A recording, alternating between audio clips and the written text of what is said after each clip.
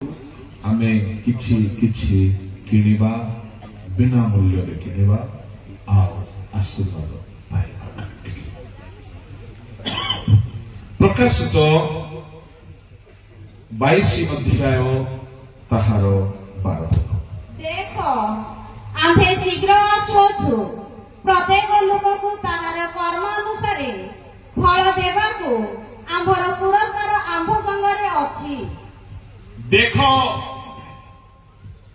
आम्भे शीघ्र आसुछु प्रत्येक लोकକୁ ताहार कर्मानुसारे पुरस्कार देवाको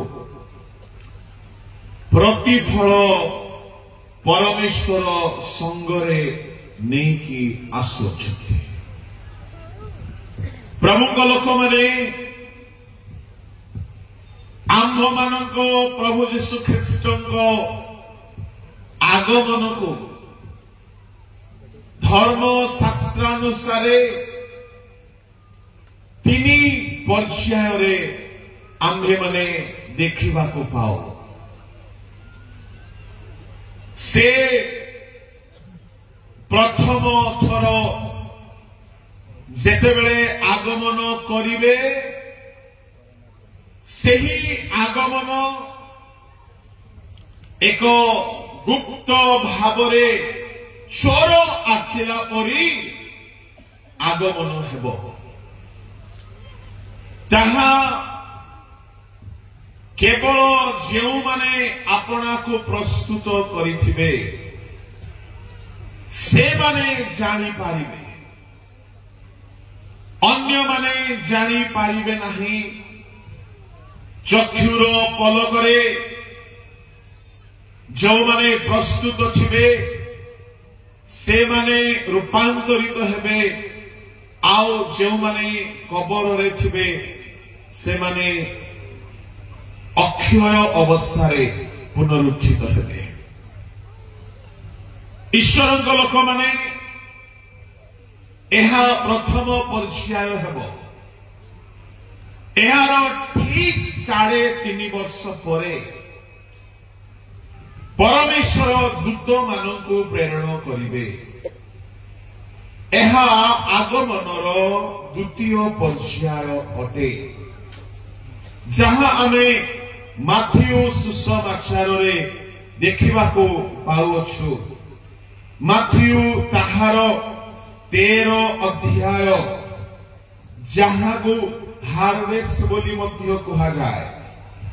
38, 39, 40, 41 पढ़ंतु। हे तो जगत भल विहन राज्य रे संतान माने बाळुंगा पापात्मार संतान माने जेउ शत्रु ताहा बुणिला से सयतान शस्य काटिबा समय रे जुगांत पुणी कटाई सबु दूत माने अतएव बाळुंगा जे परि एकाठी करा जाए नियारे पड़ा जाए जुगांत समय रे से परि घटिबो। मनुष्य पुत्र अपना दूत मानकु प्रेरण करिवे, आउ से माने ताहाक राज्यकु समस्ते विघ्नजनक विषय ओ अधर्मचारी मानकु संग्रह करिवे। एहा जुगांत समयर कथा। जेतेबेले जुगांत समय उपस्थित हेबो, परमेश्वर शस्य क्षेत्र रे थिबा शस्य को काटिबा पाई जे प्रकार कटाड़ी मानकु पठा जाए, परमेश्वर से प्रकार दूत मानकु पठाइबे। आओ दूत माने कटाड़ी माने काटिला परी शस्य संग्रह करिवे। आओ बालुका गुड़ाक एकाठी करा जिवो, नियारे पोड़ा जिबा निमंते जुगांत समय से परि घटिबो।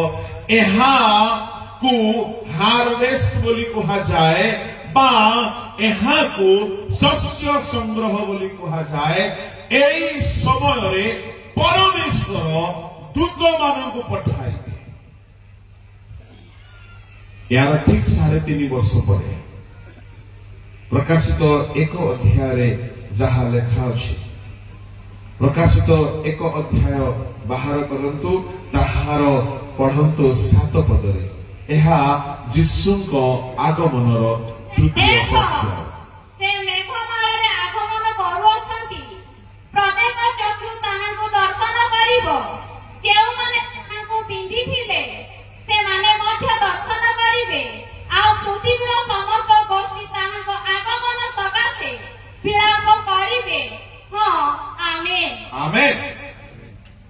ପ୍ରଭୁ ଯୀଶୁଙ୍କ ଆଗମନ 3 ପର୍ଯ୍ୟାୟରେ ବିଭକ୍ତ। ଆଉ ଥରେ ମୁଁ ଆପଣମାନଙ୍କୁ ସ୍ପଷ୍ଟ କରିଦେବା ପାଇଁ ଚାହେଁ।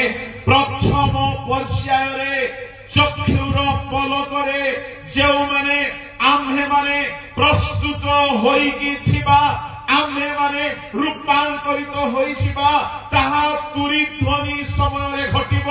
ଯେଉଁମାନେ କବର ସାଇ ହୋଇକି ଥିବେ ସେମାନେ ଅକ୍ଷୟ, ଅଜର ଏବଂ ଅମର ଅବସ୍ଥାରେ ଉଠିତ ହେବେ, ଆଉ ମଧ୍ୟ ଆକାଶରେ ପ୍ରଭୁଙ୍କୁ ସାକ୍ଷାତ କରିବେ। ତାହା ମେଷ ଶାବକଙ୍କ ବିବାହର ସମୟ। ପ୍ରଭୁଙ୍କ ନାମର ଧନ୍ୟବାଦ ହେଉ। ପ୍ରଭୁଙ୍କ ଲୋକମାନେ ତାପରେ ଭଣ୍ଡ ଖ୍ରୀଷ୍ଟର ଯେତେବେଳେ ସାମ୍ରାଜ୍ୟ ଆରମ୍ଭ ହେବ, 3.5 ବର୍ଷ ପରେ ପରମେଶ୍ୱର ତାହାଙ୍କ ଦୂତ ମାନଙ୍କୁ ପଠାଇବେ। ଆଉ ତାହାକୁ ଜିହୁଦା ମଧ୍ୟ ଗୋଟିଏ କଥା କହନ୍ତି, ପଢନ୍ତୁ ଜିହୁଦା ତାର 15 ପଦରେ। ଦେଖ, ପ୍ରଭୁ ସମସ୍ତଙ୍କର ବିଚାର କରିବା ନିମନ୍ତେ ପୁଣି ଅଧାର୍ମିକ ଲୋକ ସମସ୍ତେ ନିଜ ନିଜ ଅଧାର୍ମିକତାରେ ଯେଉଁ ସବୁ ଅଧର୍ମ କର୍ମ କରିଅଛନ୍ତି ଓ ଅଧାର୍ମିକ ପାପୀମାନେ ତାହାଙ୍କ ବିରୁଦ୍ଧରେ ଯେଉଁ ସବୁ କଟୁ କଥା କହିଅଛନ୍ତି, ସେ ସମସ୍ତ ବିଷୟରେ ସେମାନଙ୍କୁ ଦୋଷୀ କରି ଦଣ୍ଡ ଦେବା ନିମନ୍ତେ ଆପଣ ଅୟୁତ ସାଧୁଙ୍କ ସହିତ ଆସୁଅଛନ୍ତି। ଅୟୁତ ସାଧୁଙ୍କ ସହିତ ଆସିବାର ଗୋଟିଏ ସମୟ ଅଛି। ଦୂତ ମାନଙ୍କ ସହିତ ଆସିବା କଥା ବାଇବଲ ଆମ ମାନଙ୍କୁ ସ୍ପଷ୍ଟ କରୁଅଛି। ମେଘ ମାଳରେ ଯେତେବେଳେ ସେ ଆସିବେ, ପ୍ରଭୁଙ୍କ ଲୋକମାନେ ସମସ୍ତ ଚକ୍ଷୁ ତାହାଙ୍କୁ ଦେଖିବ। ସମସ୍ତଙ୍କ ସାକ୍ଷାତରେ ସେ ପ୍ରକାଶିତ ହେବେ। ଏହା ଆଗମନର ଶେଷ ପର୍ଯ୍ୟାୟ ଅଟେ। ସେତେବେଳେ ସେ ପୃଥିବୀର ବିଚାର କରିବା ପାଇଁ ଆସିବେ। ତାହାଙ୍କ ସମ୍ମୁଖରେ ପୃଥିବୀ ଠିଆ ହେଇପାରିବ ନାହିଁ, ତାଙ୍କ ସମ୍ମୁଖରେ ଆକାଶ ମଣ୍ଡଳ ରହିବ ନାହିଁ। ପ୍ରକାଶିତ ତାହାର 20 ଅଧ୍ୟାୟରେ ଯେତେବେଳେ ପ୍ରଭୁ ଯୀଶୁ ଖ୍ରୀଷ୍ଟ ବିଚାର କରିବା ପାଇଁ ଆସିବେ, ସେତେବେଳେ କଣ ହେବ ପଢନ୍ତୁ। 20 ଅଧ୍ୟାୟ ତାର 11 ପଦ ଟିକେ ପଢନ୍ତୁ। ତପରେ ମୁଁ ଗୋଟିଏ ବୃହତ୍ ଶ୍ଵେତବର୍ଣ୍ଣ ସିଂହାସନ ଓ ତଦୁପବିଷ୍ଟ ବ୍ୟକ୍ତିଙ୍କୁ ଦର୍ଶନ କଲି। ତାହାଙ୍କ ସମ୍ମୁଖରୁ ପୃଥିବୀ ଓ ଆକାଶ ମଣ୍ଡଳ ପଳା। ସେମାନଙ୍କ ନିମନ୍ତେ ଆଉ ସ୍ଥାନ ମିଳିଲା ନାହିଁ। ପୃଥିବୀ ରହିବ ନାହିଁ, ଆକାଶ ମଣ୍ଡଳ ରହିବ ନାହିଁ। ପ୍ରଭୁଙ୍କ ଲୋକମାନେ ତେବେ ପ୍ରଭୁ ଯୀଶୁ ଖ୍ରୀଷ୍ଟ ବିଚାର କରିବା ପାଇଁ ଯଦି ଆସୁଅଛନ୍ତି, ସେଇ ଆଗମନ କେଉଁ ଜାଗାକୁ ଆସିବେ? ବୋଲୋ ୟେଶୁ ମसीह की ହାଲେଲୁୟା। ସେ ଗୁପ୍ତ ଚୋର ପରି ଆସିଲା ବେଳକୁ ପୃଥିବୀ ଥିବ। 2 ଜଣ ଶଯ୍ୟାରେ ଥିବେ, ଜଣେ ଉଠାଇ ନିଆଯିବ। 2 ଜଣ କ୍ଷେତ୍ରରେ ଥିବେ, ଜଣକୁ ଉଠାଇ ନିଆଯିବ। 2 ଜଣ କର୍ମକ୍ଷେତ୍ରରେ ଥିବେ, ଚକି ପେଶୁଥିବେ, ଜଣକୁ ଉଠାଇ ନିଆଯିବ। ପୃଥିବୀର ଲୋକମାନଙ୍କୁ ଉଠାଇ ନିଆଯିବ। କିନ୍ତୁ ଯେତେବେଳେ ସେ ମେଘମାଳରେ ବିଚାର କରିବା ପାଇଁ ଆସିବେ, ଯେତେବେଳେ ସେ ଅୟୁତ ସାଧୁଙ୍କ ସହିତ ବିଚାର କରିବା ପାଇଁ ଆସିବେ, ତାଙ୍କ ବିଚାରର ଭୟଙ୍କରତା ସାମ୍ନାରେ ଏ ପୃଥିବୀ ଆଉ ରହିବ ନାହିଁ, ଆକାଶ ମଣ୍ଡଳ ଆଉ ରହିବ ନାହିଁ। ତେବେ ପ୍ରଭୁଙ୍କ ଲୋକମାନେ ସେ କେଉଁ ଜାଗାକୁ ଆସିବେ? ଯେତେବେଳେ ସେ ବିଚାର କରିବା ପାଇଁ ଆସିବେ ପୃଥିବୀକୁ ତ ଆସିବେ ନାହିଁ କାହିଁକି ମାନେ ପୃଥିବୀ ରହିବ ନାହିଁ ଆକାଶ ମଣ୍ଡଳ ରହିବ ନାହିଁ ଆସନ୍ତୁ ସେ ବିଚାର କରିବା ପାଇଁ ଯେତେବେଳେ ଆସିବେ ସେତେବେଳେ ସେ କେଉଁଠାକୁ ଆସିବେ ବାହାର କରନ୍ତୁ ଗୀତ ସଂହିତାରେ ତାହା ସ୍ପଷ୍ଟ ଲେଖା ଅଛି ଗୀତ ସଂହିତା ତାହାର 50 ଅଧ୍ୟାୟ 1, 2, 3 ପଦ ପଢ ପରମେଶ୍ୱର ସଦାପ୍ରଭୁ ପରମେଶ୍ୱର କଥା କହିଅଛନ୍ତି ଓ ସୂର୍ଯ୍ୟର ଉଦୟ ସ୍ଥାନ ଠାରୁ ତହିଁର ଅସ୍ତ ସ୍ଥାନ ପର୍ଯ୍ୟନ୍ତ ସେ ପୃଥିବୀକି ଆହ୍ୱାନ କରିଅଛନ୍ତି ସୌନ୍ଦର୍ଯ୍ୟର ସିଦ୍ଧି ସ୍ୱରୂପ ସିୟନ ଠାରୁ ପରମେଶ୍ୱର ପ୍ରକାଶିତ ହୋଇଅଛନ୍ତି ଆମ୍ଭମାନଙ୍କର ପରମେଶ୍ୱର ଆସିବେ ଓ ନୀରବ ରହିବେ ନାହିଁ ତାହାଙ୍କ ସମ୍ମୁଖରେ ଅଗ୍ନି ଗ୍ରାସ କରିବ ଓ ତାହାଙ୍କ ଚତୁର୍ଦିଗ ଅତ୍ୟନ୍ତ ଝଡ଼ମୟ ହେବ 4 ସେ ଆପଣା ଲୋକଙ୍କୁ ବିଚାର କରିବା ନିମନ୍ତେ ଉପରିସ୍ଥ ସ୍ୱର୍ଗକୁ ଓ ପୃଥିବୀକି ଡାକିବେ ଏଠାରେ ଏକ ପଦରେ କୁହାଯାଉଛି ସଦାପ୍ରଭୁ ପରମେଶ୍ୱର କଥା କହିଅଛନ୍ତି ପରମେଶ୍ୱର କଣ କହନ୍ତି ସୂର୍ଯ୍ୟର ଉଦୟ ସ୍ଥାନ ଠାରୁ ତହିଁର ଅସ୍ତ ସ୍ଥାନ ପର୍ଯ୍ୟନ୍ତ ସେ ପୃଥିବୀକୁ ଆହ୍ୱାନ କରନ୍ତି ସୂର୍ଯ୍ୟର ଅସ୍ତ ସ୍ଥାନ ଆଉ ଉଦୟ ସ୍ଥାନ ବୋଲି କହିଲେ ପ୍ରଭୁଙ୍କ ଲୋକମାନେ ପଶ୍ଚିମରୁ ପୂର୍ବ ପୂର୍ବରୁ ପଶ୍ଚିମ ପର୍ଯ୍ୟନ୍ତ ପରମେଶ୍ୱର ସେଠାରେ ଲେଖା ଅଛି ସମୁଦାୟ ପୃଥିବୀ କି ଆହ୍ୱାନ କରିଛନ୍ତି এই আহ্বান সেবা করিবা নিমন্তে পারকীয় আহ্বান নুহে এই আহ্বান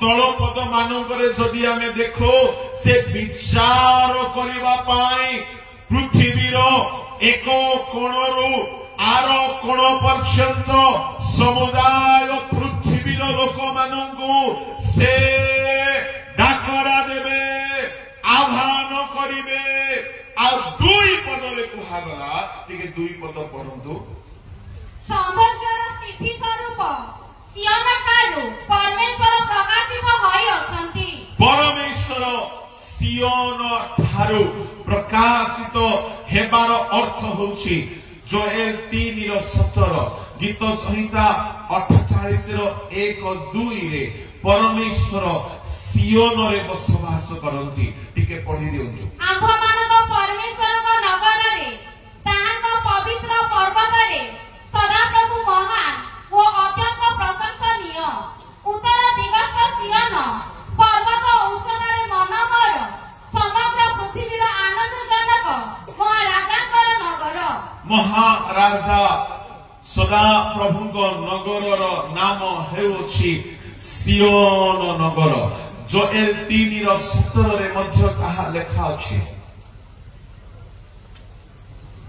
କହିଲେ ଆମ୍ଭେ ଯେ ସଦାପ୍ରଭୁ ତୁମ୍ଭମାନଙ୍କର ପରମେଶ୍ୱର ଅଟୁ ଓ ଆପଣ ପବିତ୍ର ପର୍ବତ ସିୟନରେ ବାସ କରୁ ଏହା ତୁମ୍ଭେମାନେ ଜାଣିବ କହିଲେ ଜେରୁସାଲେମ ପବିତ୍ର ହେବ ବସ୍ ସିୟନ ପର୍ବତରେ ପରମେଶ୍ୱର ବାସ କରନ୍ତି ପ୍ରଭୁଙ୍କ ଲୋକମାନେ ସିୟନ 3 ଭାଗରେ ବିଭକ୍ତ ମନେ ରଖନ୍ତୁ ଆପଣମାନେ କେହି ହେଲେ କନଫ୍ୟୁଜନ ରେ ପଡ଼ିବେ ନାହିଁ ସିୟନ 3 ଭାଗରେ ବିଭକ୍ତ ଅଟେ ଗୋଟିଏ ସିୟନ ଯେଉଁଠାରେ କି ଦାଉଦ ସଦାପ୍ରଭୁଙ୍କ ଉଦ୍ଦେଶ୍ୟରେ ଏକ ତମ୍ବୁ ସ୍ଥାପନ କଲେ ଏହା ଇସ୍ରାଏଲ ଦେଶରେ ଏବେ ମଧ୍ୟ ଅଛି ସିୟନ ପର୍ବତ ବୋଲି ଯାହାକି ଜେରୁସାଲେମର ନିକଟବର୍ତ୍ତୀ ଅଟେ ସିୟନ ପର୍ବତ ଯାହା ପୃଥିବୀରେ ଅଛି ଆଉ ସେଠାରେ ଯେତେବେଳେ ଦାଉଦ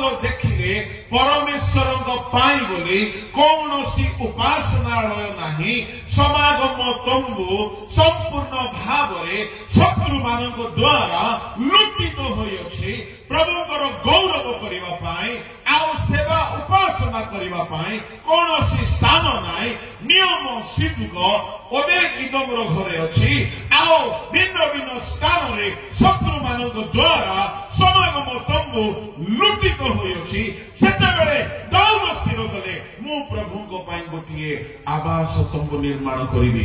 मशांग तंबू 3 भाग थिला, प्रांगण, पवित्र स्थान, महापवित्र स्थान।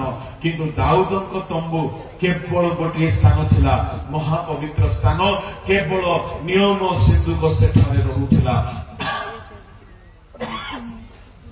आउ दाऊद जेतेबेले ओबेद इदम रो गृहरु, से सब मो बेसी कहिबा पई चाहू नाही। ओबेद इदम रो गृहरु 2 सामुएल 7 अध्याय जेतेबेले नियम सिंधु को नेकी से निजे तैयारी करिथिबा सियोन पर्वत रे जेउ तंबू थिला, सेई तंबू को जेतेबेले से नेकी आसिले सेतेबेले से गोटिए नियम स्थापन कले। किए ताहांको पर्वत आरोहण करिवो, किए ताहांको पर्वत आरोहण करिवो।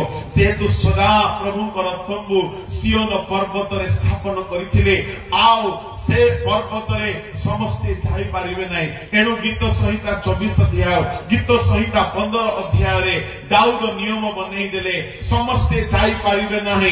जेतु परमेश्वर स्वयं सियोन पर्वत रे दाऊदଙ୍କ तंबू मध्य रे बसवास करुथिले। प्रभुଙ୍କ लोक माने एणु करी दाऊद कहिले, हे सदा प्रभु तुम आवास रे किए प्रवास करिवो। जेहेतु याजक माने देखा जाउ नथिले, लेवीय माने पथभ्रांत हेथिले, दाऊद लेवी वंशजात नहेले हे प्रभुଙ୍କ उद्देश्य रे उत्सर्गी होई कि प्रभुଙ୍କ पाई गोटे तंबू निर्माण कले। नियम सिंधु पानी की सियोन पर्वत रे रखिले। एहा दुनिया रे थिबा सियोन पर्वत, किंतु स्वर्ग रे गोटे सियोन पर्वत अछि। एहा 2 नंबर सियोन पर्वत, जहां कि आमे जोएल 3:17 रे पढ़िलु, जहां आमे गीत संहिता 48 रो 1-2 रे पढ़िलु, पुणी जहां आमे प्रकाशित 14 रो 1 रो मध्य देखु कि सियोन पर्वत जहां परमेश्वर बसवास करंती, आउ सेठाको जीवा पाई मात्र 1,84,000 लोक जीवे। टिके पढ़ी दियंतु। तत्परे मु दृष्टिपात कली, आउ देख सियोन पर्वत ऊपर मेष शावक, आउ जेउ मानक कपाल रे ताहांक नाम ओ ताहांक पितांक नाम लिखित थिला। एपरि 1,84,000 लोकଙ୍କୁ ताहांक सहित दंडायमान थिबार देखिली। एहा द्वितीय सियोन अटे, जहा कि स्वर्ग रे प्रिय ईश्वर लोक माने आमे गोटे गीत रे गाओ। कौन गाओ? हिंदी गीत गोटे गाओ। आम ओडिसा रे समाधि बेल को कौन कौन गीत गाउछन्ति कि, किंतु हिंदी भाषावादी राज्य मानकरे कबर दिया गला बेले गोटे गीत गाँचे। को गीत गाँती? एटा ओडिया रे गोटे गाँती। हिंदी भाषावादी माने गोटे गीत गाँचे। को गीत? दुख जो हमारे यहाँ ना होंगे फिर वहाँ, दुख जो हमारे यहाँ ना होंगे फिर वहाँ, सारे दुखों का अंत होगा, सारे दुखों का अंत होगा, दुख के आंसू यीशु पोंछेगा, दुख के आंसू यीशु पोंछेगा।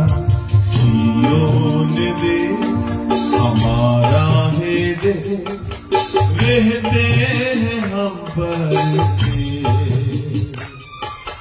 जाएंगे हम अपने।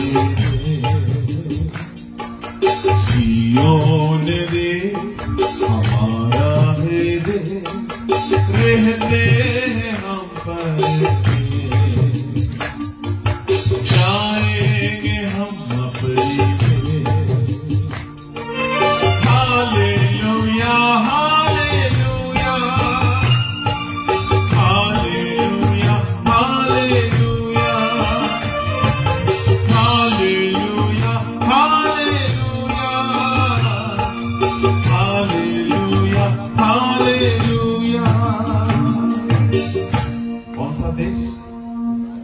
सियोन देश स्वर्गरे गोटे सियोन पर्वत अच्छे प्रभु को लोक माने आओ स्वर्गरे जो सियोन अच्छी से सियोनर उच्चता बहुत मन को हरण कर दिए बोली गीत लेखक लिखी स्वर्गरे जो नूतन जेरुसालेम अच्छी जो सियोन अच्छी तार उच्चता तार दैर्घ्य तार प्रस्थ टिके बढ़ी दियंतु स्वर्गरे थिबा जेरुसालेम नगरर शिखर रे प्रकाशित 21:16 नगरटी चतुष्कोणी ताहार दैर्घ्य ओ प्रस्थ समान से सही ज्ञानी से सही नଳରେ नगरी को मापन्ते 12 सहस्र तीर हेला सेथिर दैर्घ्य प्रस्थ ओ उच्चता समान प्रभु को नाम रो धन्यवाद हो एही पद को आम ओडिया तर्जमा रे लेखा गला नगर स्वर्गीय नूतन जेरुसालेम नगरर माप एठारे कहा जायछि कोन ताहार माप कहा जायछि ओडिया रे कहा गला नगरटी चारि कोणिया आमर गां माने सब चारि कोणिया नाही आमर गां गुडा को कोन एपटे गुटे साही थिबो सेपटे गुटे साही थिबो जेते लंबा हे पारिला सेते लंबा थिबो किंतु परमेश्वर स्वर्गरे गोटे नगर निर्माण करिसंती आओ से नगरटी हला चारि कोणिया चतुष्कोण अच्छा चलो चारि कोणिया कथाटा आमको बुझा पड़ुची किंतु नगर को मापिला बेले ताहा केते ताहार माप हेला ए ओडिया रे लेखा अछि 12,000 तीर हेला मु टिके आपण मानको पाई हिंदी रे आओ इंग्लिश रे पढुची ध्यान रे सुनंतु ओ वहां नगर चौकर बसा हुआ था और उसकी लंबाई चौड़ाई बराबर थी और उसने उस गज से नगर को नापा तो 750 कोस का निकला प्रभु को लोक माने 750 कोस 750 कोस जदि एहा को आमे भाग करिके मापिबा जानंतु किलोमीटर रे जदि आमे भाग करिबा तेबे पाखा पाखी 24,000 किलोमीटर केते किलोमीटर जो माने गणित रे पास टिके जोरे कहंतु केते किलोमीटर अच्छा ए नगर रो लंबा केते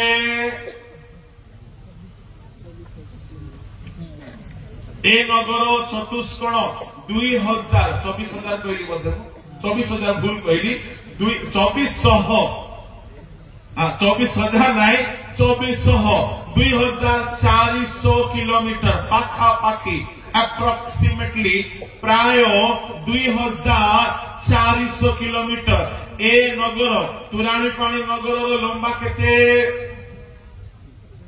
गोटे किलोमीटर भी हो कि नहीं चौड़ा केते किछि मीटर हो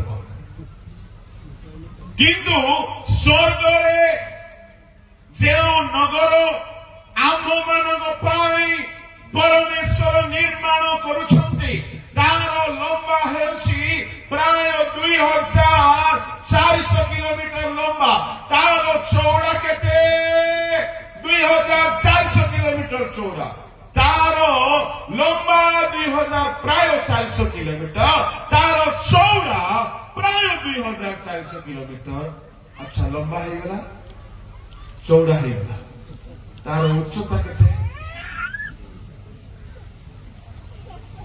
16 पद पढ़ो नगरटी चतुष्कोण ताहार दैर्घ्य ओ प्रस्थ समान से सही नଳରେ नगर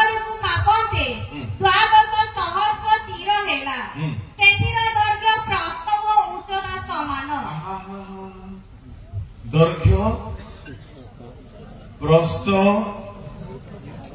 ଆଉ ଗୋଟିଏ ସବୁ। ଓ ମାଇ ଗଡ୍, ମୋର ମସ୍ତିଷ୍କ କାମ କରୁନାହିଁ।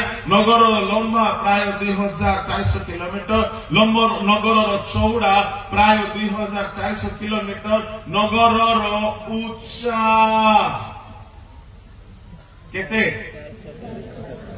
2400 କିଲୋମିଟର ବୋଲି କହିଲେ କଲିକତାରୁ କନ୍ୟାକୁମାରୀ ପାଖାପାଖି। ମାନେ ଏତେ ବଡ ନଗର ହେଲେ ଭାବି ଦେଖନ୍ତୁ, ଏମିତି ଯିବା ପାଇଁ ହେଲେ ଉଡାଜାହାଜରେ ପାଖାପାଖି 3 ଘଣ୍ଟା ଲାଗିବ, ଜାହାଜରେ 3 ଘଣ୍ଟା ଲାଗିବ, ଟ୍ରେନରେ ଗଲେ ପାଖାପାଖି 3 ଦିନ ଲାଗୁଛି, ପାଖାପାଖି 3 ଦିନ ଲାଗୁଛି, ଜାହାଜରେ ଗଲେ 3 ଘଣ୍ଟା ଲାଗୁଛି। ତା ମାନେ ସ୍ୱର୍ଗରେ ପ୍ରଭୁ ଗୋଟିଏ ନୂତନ ଜେରୁସାଲେମ ବନେଇଛନ୍ତି, ଯାହାର ଲମ୍ବା ପାଖାପାଖି 2400 କିଲୋମିଟର। ପ୍ରଭୁଙ୍କ ଲୋକମାନେ ଲମ୍ବା ଠିକ ଅଛି, କିଛି ଅସୁବିଧା ନାହିଁ। ଆମ ସମସ୍ତଙ୍କ ପାଇଁ ଗୋଟିଏ ଗୋଟିଏ ଘର ହୁଏତ ସେଠାରେ ଥିବ, ଚଉଡା ବି ଭଲ ଅଛି, ତା ମାନେ ବହୁତ ଚଉଡା ଅଛି, କିନ୍ତୁ ଉଚ୍ଚା ବି ସେତିକି। ତା ମାନେ ସ୍ୱର୍ଗରେ ଯୋଉ ନଗର ତିଆରି ହେଇଛି ତାର ଉଚ୍ଚା ବି ପାଖାପାଖି 2400 କିଲୋମିଟର ଉଚ୍ଚା ବିଲ୍ଡିଂ। ବୁର୍ଜ ଖଲିଫା ତା ସାମ୍ନାରେ କିଛି ନାହିଁ। ଯେହେତୁ ଆମ ପରମେଶ୍ୱର ସ୍ୱର୍ଗରେ ଯେଉଁ ନଗର ତିଆରି କରିଛନ୍ତି ତାର ଉଚ୍ଚା ମଧ୍ୟ 2400 କିଲୋମିଟର ଉଚ୍ଚା, ତାହେଲେ ସ୍ୱର୍ଗରେ ସେ ନଗରରେ ଯିବା ପାଇଁ ହେଲେ ସିଡି ଚଢିକି ଗଲେ ତ ଅବସ୍ଥା ଖରାପ ହେଇଯିବ। କାରେଣ୍ଟ ତ ସେଠାରେ ନାହିଁ, লিফট সিস্টেম থাকতে হবে। সে নগরে যদি এতে উচ্চা নগর, এণুকরি গীত লেখক কহিলে উচ্চতারে মনোহর, মানে এতে সুন্দর তাহা নির্মিত হইথিব। 2400 কিলোমিটর উচ্চা নগর। প্রভুଙ୍କ ଲୋକମାନେ କେମିତି ଯିବେ? ଶୁଣନ୍ତୁ ଶୁଣନ୍ତୁ, ଆପଣ ସେ ଯୋଉ ନଗରକୁ ଯିବେ, ସେ ନଗରରେ ଯିବା ପାଇଁ ଏ ଗୋଡ ରହିବ ନାହିଁ, ଏ ହାତ ରହିବ ନାହିଁ, ଚାଲିଲେ ହାତ ଗୋଡର ମାଂସ ବିନ୍ଧିବ ନାହିଁ। କାହିଁକି ବୋଲି କହିଲେ, ଆପଣଙ୍କ ଦେହ ପାଇଁ ବୋଲି ସେଠାରେ ପରମେଶ୍ୱର କୌଣସି ଲିଫ୍ଟ ବ୍ୟବସ୍ଥା କରିନାହାନ୍ତି। ଶୁଣନ୍ତୁ, କେଉଁମାନେ ସେ ନଗରରେ ରହିବେ, ସେ ନଗରରେ ରହିବା ପାଇଁ ହେଲେ ଯେଉଁମାନେ ପୁନରୁତ୍ଥିତ ହେଇଥିବେ, ଯେଉଁମାନଙ୍କ ଶରୀର ଅମର ହେଇଯାଇଥିବ, ଅକ୍ଷୟ ହେଇଯାଇଥିବ, ରୂପାନ୍ତରିତ ହେଇଯାଇଥିବ, ଏ ମର ଶରୀର ନଥିବ, ଏ ମାଂସ ନଥିବ। ଯେମିତି ଯୀଶୁଙ୍କ ଶରୀର, ଯେମିତି ଦୂତ ମାନଙ୍କ ଶରୀର, ସେମିତି ଯୋଉ ଶରୀର ଆମେ ପାଇଥିବା, ସେ ଶରୀରକୁ ଲିଫ୍ଟ ଦରକାର ନାହିଁ, ସେ ଶରୀରକୁ ପାହାଚ ଦରକାର ନାହିଁ। ଯେମିତି ଯୀଶୁ କାହାକୁ ନ କହିକି ନିଜେ ଉଠିକି ଚାଲିଗଲେ, ଯେଉଁମାନେ ସ୍ୱର୍ଗରେ ରହିବେ ଏମିତି ଗୋଟିଏ ଈଶ୍ୱରୀୟ ଦେହ ପାଇବେ, ଆଉ ସେଇ ଦେହରେ ସେମାନେ ଯେତେ ଉଚ୍ଚ ନଗର ହେଲେ ମଧ୍ୟ କୁଶଳରେ ଯାଇକି ପହଞ୍ଚି ପାରିବେ। ହାଲେଲୁୟା, ପ୍ରେଜ୍ ଦ ଲର୍ଡ। ଏଠି ଆପଣଙ୍କ ଘର ଅଛି କି ନାହିଁ କିଛି ଅସୁବିଧା ନାହିଁ, କିନ୍ତୁ ଆମ ବାପା ଆମ ପାଇଁ ବିଲ୍ଡିଂ ତିଆରି କରୁଛନ୍ତି। ସେଟା 5 ମହଲା ନାହିଁ କି 10 ମହଲା ନାହିଁ କି 100 ମହଲା ନାହିଁ।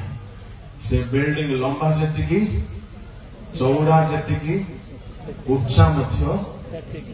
ଆପଣଙ୍କୁ କୋଉ ମହଲା ମିଳିବ ଗଲେ ଡିସାଇଡ୍ ହେବ, କିନ୍ତୁ ଯିବା ପାଇଁ ଆଗରେ ରେଡି ଅଛ କି ନାହିଁ ସେଇଟା ଦେଖ।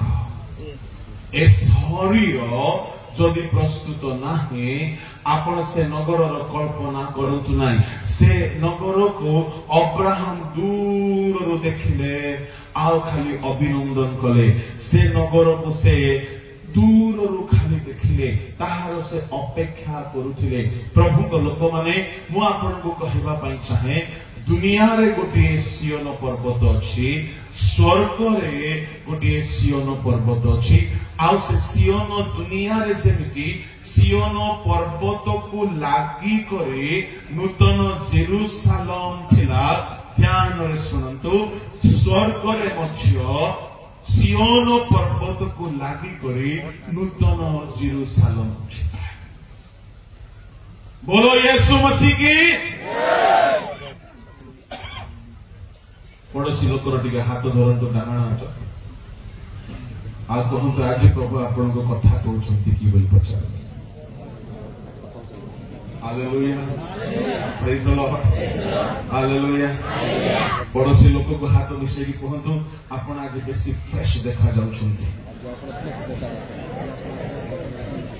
हालेलुया बोलो यीशु प्रभु की हालेलुया प्रभु को नाम धन्यवाद हो मु आपन को कहली सियोन बोलु बोलो स्वर्ग बोली भावंतु नै सियोन स्वर्ग रे गोटे पर्वत अछि सियोन पृथ्वी रे गोटे पर्वत अछि तृतीय सियोन हैला जेउ माने प्रभु को सेवा करिबा निमंते आह्वान प्राप्त सेमानको मध्य सियोन बोली कहा जाइछि प्रथमे पढ़ी दियंतु जिसाय भाववादी को पुस्तक रे सियोन कहिला 49 ताहार 14 पदरे सियोन एक व्यक्ति अटे मात्र सियोन कहिला सदाप्रभु मते त्याग करियछंती प्रभु मते पासरे अछंती सियोन कहिला सदा प्रभु मते त्याग करिछंती पासरी अछंती प्रभु को लोक माने सियोन ईश्वरन को सेवक माने अटंती आत्मिक भावरे जेउ सेवक मानकु आपण बेदी रे देखोछंती तन मध्यरु अनेक सियोन अटंती सियोन बोली कहिले सेवक मानकु मध्य सुचाए सियोन गीत संहिता ताहार 87 गीत ताहार 5 पद टिके पढंतु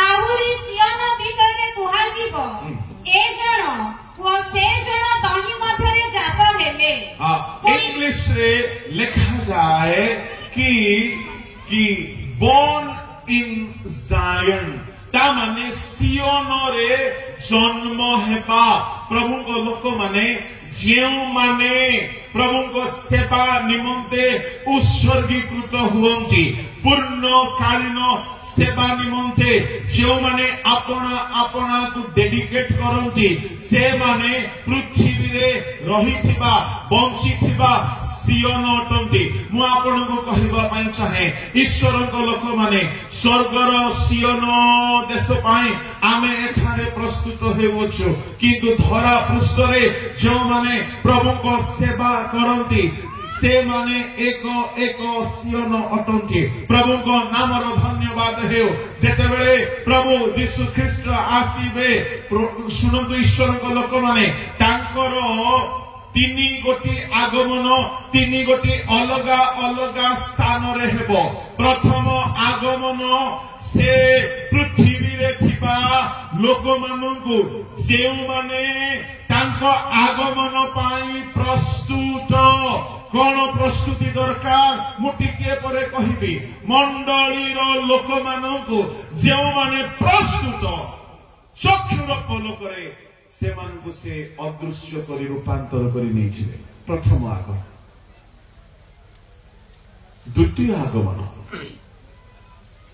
जेते बेले हेबो से जेमिति जैतून पर्वतरु जाइथिले यीशु गला बेलकु कहिथिले दूत माने आसी जैतून पर्वत रे तांको कहिथिले कोन कहिथिले शिष्य मानकु जेउ प्रकारे तुमे ताहांको जीवार देखु अछो बाहर करंतु एक अध्याय प्रेरित पुस्तक ताहार 11-12 पद एति उकारे से माने जीतो नामक पर्वतरु जेरूसालेमकु बाहुरी आसीले सेही पर्वत जेरूसालेम पाखरे गोटे विश्राम बारर बाट दूर रे से माने अर्थात पीतर जॉन याकूब आंद्रियो फिलिप थोमा बारतलोमी माथ्यू आलिफिंको पुत्र याकूब उदुजोगी सिमोन ଓ ଯାକୁବଙ୍କ ପୁତ୍ର ଜିହୁଦା। 11 ପଢୁଛନ୍ତି।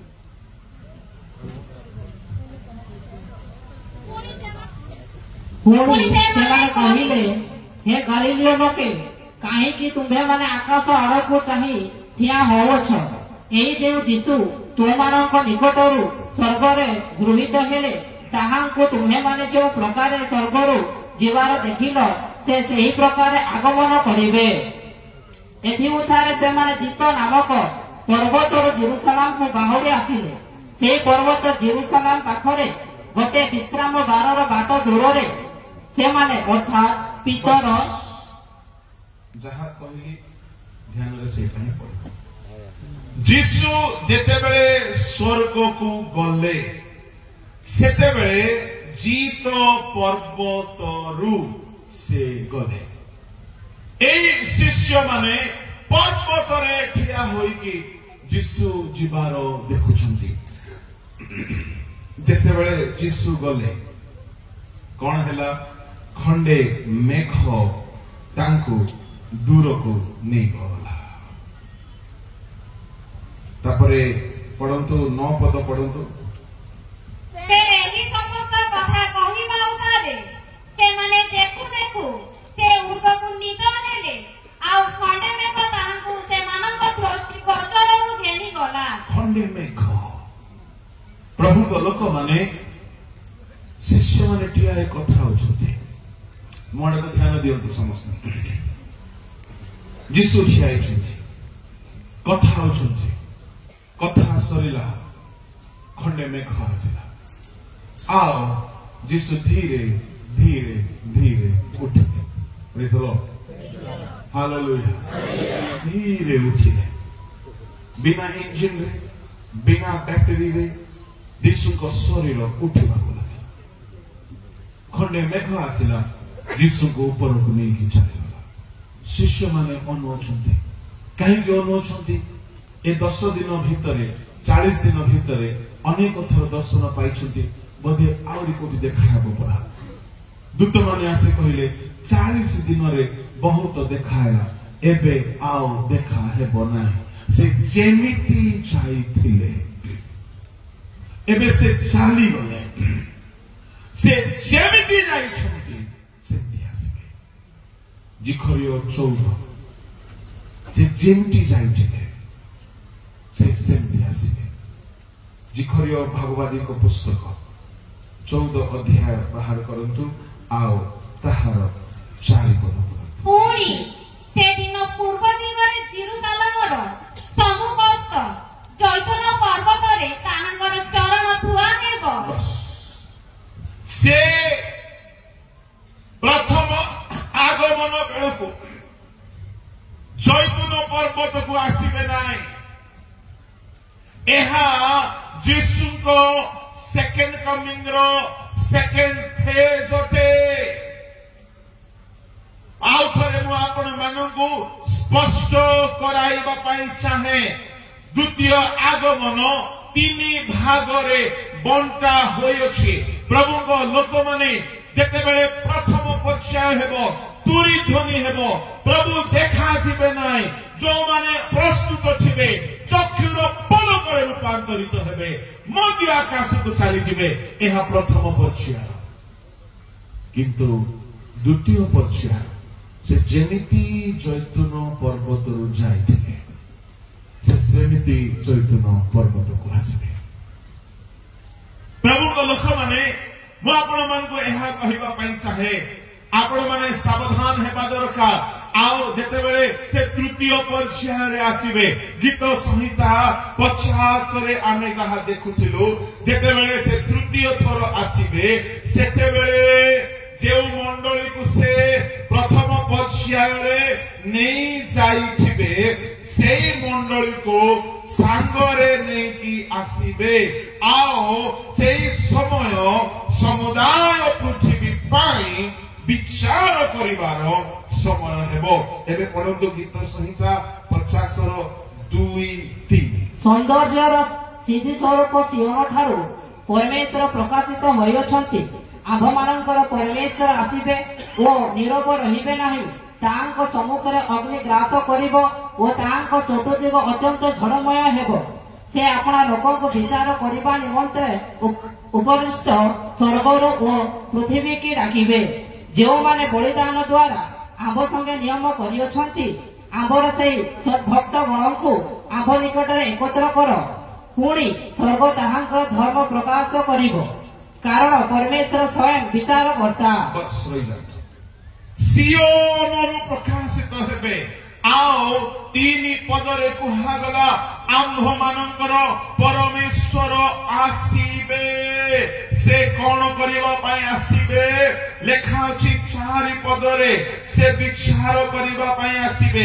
ଯେତେବେଳେ ସେ ବିଚାର କରିବା ପାଇଁ ଆସିବେ, ସେତେବେଳେ ସ୍ୱର୍ଗକୁ ଡାକିବେ, ପୃଥିବୀକୁ ଡାକିବେ। ତା ମାନେ ବିଚାର ପୃଥିବୀରେ ହେବ ନାହିଁ, ବିଚାର ସ୍ୱର୍ଗରେ ହେବ ନାହିଁ। ତା ମାନେ ପୃଥିବୀ ଛଡା ସ୍ୱର୍ଗ ଛଡା ଗୋଟିଏ ସ୍ଥାନ ଯେଉଁଠାରେ ପରମେଶ୍ୱର ସମସ୍ତଙ୍କର ବିଚାର କରିବେ। ତେଣୁ ପ୍ରକାଶିତ 20 ଅଧ୍ୟାୟରେ ଆମେମାନେ ପଢିଲୁ ଯେ ବିଚାର କରିବା ପାଇଁ ବସିବା ବେଳେ ଆଉ ଆକାଶ ମଣ୍ଡଳ ରହିଲା ନାହିଁ, ଆଉ ପୃଥିବୀକୁ ସ୍ଥାନ ମିଳିଲା ନାହିଁ। ତା ମାନେ ପ୍ରଥମ ଆଗମନ ପୃଥିବୀରୁ ଲୋକମାନଙ୍କୁ ନେବା ପାଇଁ ଆସିବେ, ଦ୍ୱିତୀୟ ଥର ଆସିବେ ସେ ସଂଗ୍ରହ କରିବା ପାଇଁ, କିନ୍ତୁ ଶେଷ ଥର ଆସିଲା ବେଳେ ସେ ବିଚାର କରିବା ପାଇଁ ଆସିବେ। ପ୍ରଭୁଙ୍କ ଲୋକମାନେ ବିଚାର କରିବା ପାଇଁ ଆସିଲା ବେଳେ ଅଗ୍ନିର ସହିତ ପ୍ରକାଶିତ ହେବେ। ପ୍ରଥମ ପର୍ଯ୍ୟାୟରେ ଚୋର ପରି, ଦ୍ୱିତୀୟ ପର୍ଯ୍ୟାୟରେ ସେ ମେଘମାଳରେ ଆସିବେ। ଯେତେବେଳେ ବିଚାର କରିବା ପାଇଁ ଆସିବେ, ସେତେବେଳେ ତାଙ୍କ ସମ୍ମୁଖରେ 2 ପ୍ରକାର ବିଷୟ ଘଟିବ। 3 ପଦ ପଢନ୍ତୁ ଆଉ ଥରେ। ଆମ୍ଭମାନଙ୍କ ପରମେଶ୍ୱର ଆସିବେ ଓ ନୀରବ ରହିବେ ନାହିଁ। ତାହାଙ୍କ ସମ୍ମୁଖରେ ଅଗ୍ନି ଗ୍ରାସ କରିବ ଓ ତାହାଙ୍କର ଚତୁର୍ଦିଗ ଅତ୍ୟନ୍ତ ଝଡ଼ମୟ ହେବ। ସେ ଆସିଲା ବେଳେ ଅଗ୍ନି ସହିତ ଆସିବେ। ତାଙ୍କ ସମ୍ମୁଖରେ ଲେଖା ଅଛି, ତାହାଙ୍କ ସମ୍ମୁଖରେ ଅଗ୍ନି ଗ୍ରାସ କରି ଚାଲିବ। ଆମେ ଗୀତ ଗୁଡା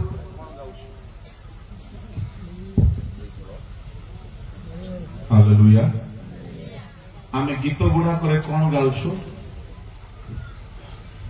ଆସୁଛନ୍ତି ଦେଖ ଯୀଶୁ ମେଘମାଳେ, ଚୋର ପରି ଆସୁଛନ୍ତି, ମେଘମାଳେ ଆସୁଛନ୍ତି, ଦୂତ ମାନଙ୍କ ସହିତ ଆସୁଛନ୍ତି। ଏ କଥା ଉପରେ ଗୀତ ଲେଖୁନାହାନ୍ତି। କଣ ଏ କଥା? ସେ ଆସିବା ବେଳେ ତାଙ୍କ ସମ୍ମୁଖରେ ଅଗ୍ନି ଗ୍ରାସ କରିବ। ସେ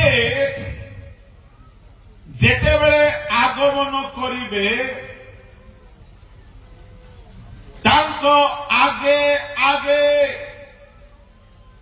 ଅଗ୍ନି ଗ୍ରାସ କରି କରି ଚାଲିବ। ଆଉ ତାଙ୍କର ପଛେ ପଛେ ପ୍ରଭୁଙ୍କ ଲୋକମାନେ ଚତୁର୍ଦିଗ ଝଡ଼ମୟ ହେବ।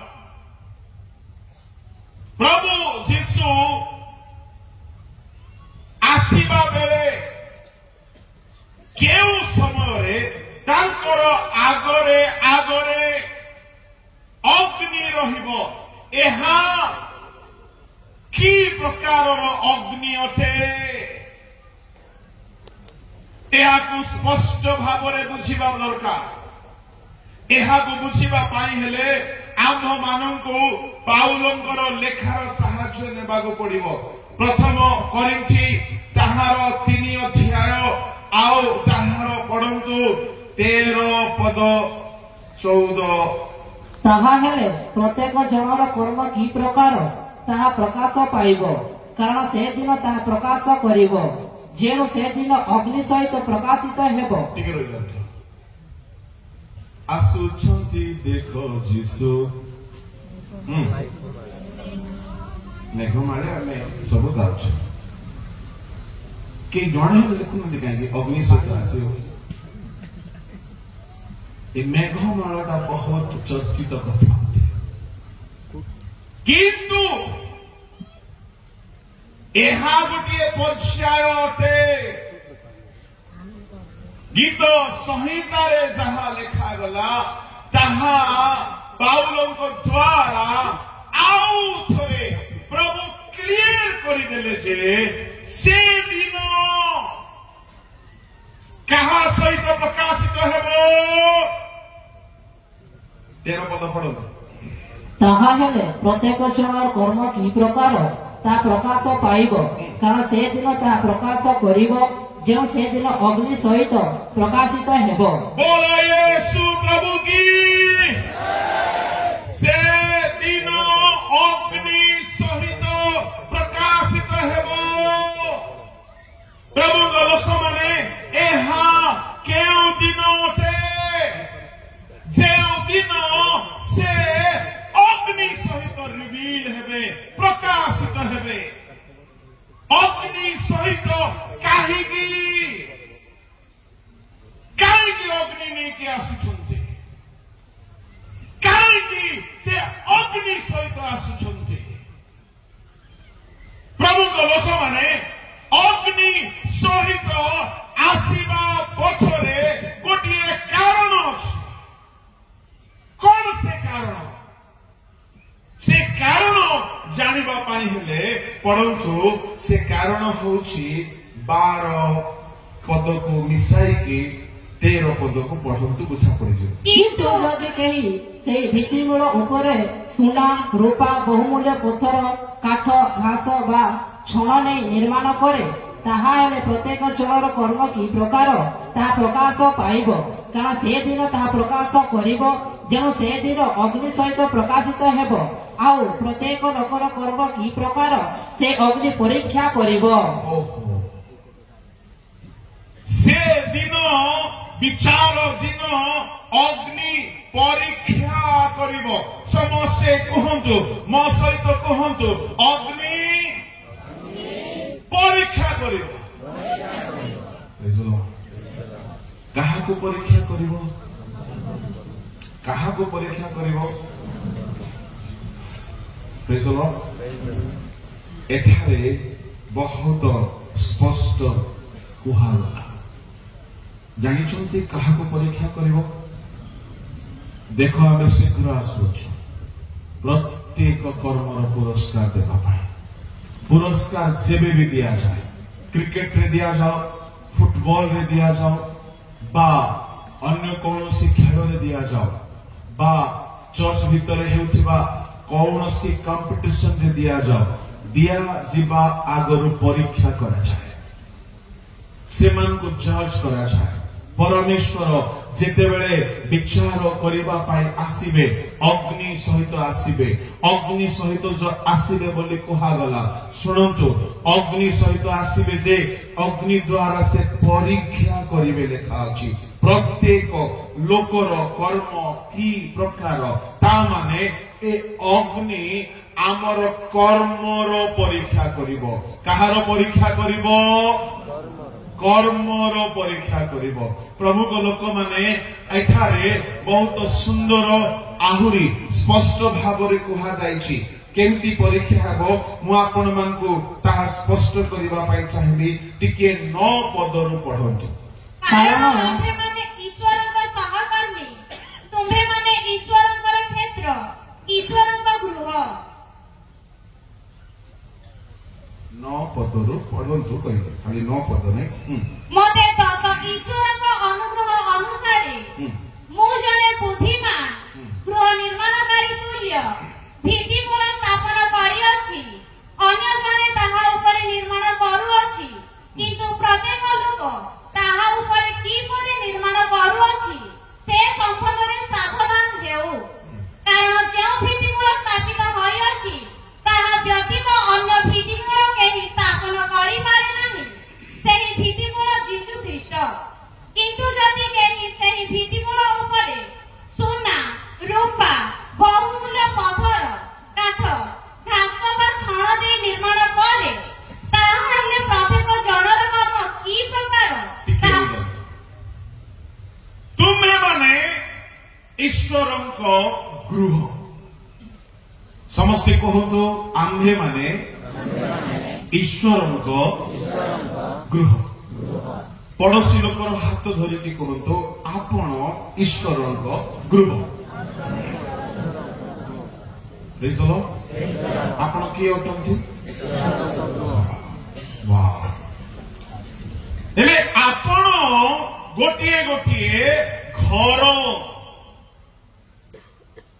प्रभु लोक माने एक घर निर्माण करबा पाई एठारे दुई भागरे काम को भाग बंटा करा जायछि केते भागरे दुई भागरे सुनतु प्रथम भाग भित्तिमूल द्वितीय भाग भित्तिमूलर उपरर संपूर्ण निर्माण ध्यान रे सुनिबे तो लाभ हबो आपन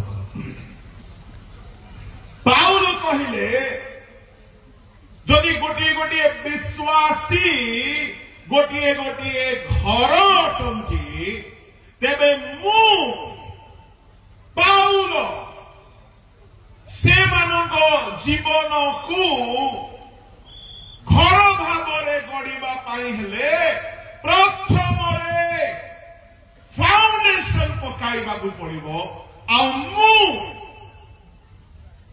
प्रत्येक करिन्थिय मंडलीर लोक मानकर जीवन को ईश्वरंकर घर भावरे गढ़िबा पाई हेले जो फाउंडेशन बा भित्तिमूल पकाइबा दरकार मु ताहा पकाई सारिछि को भित्तिमूल से भित्तिमूल हेउछंती यीशु ख्रीष्ट प्रेज द लॉर्ड हेले भित्तिमूल घरर छात ऊपर थाए ना तळे थाए तळे थाए भित्तिमूल मूल बहुत मजबूत थाए पाउल कहले मु जेतेबेले करिन्थी शहर को गली पूरा शहर रे के यीशु को जानि नथिले पूरा शहर विषादी शहर थिला आ सुनंतु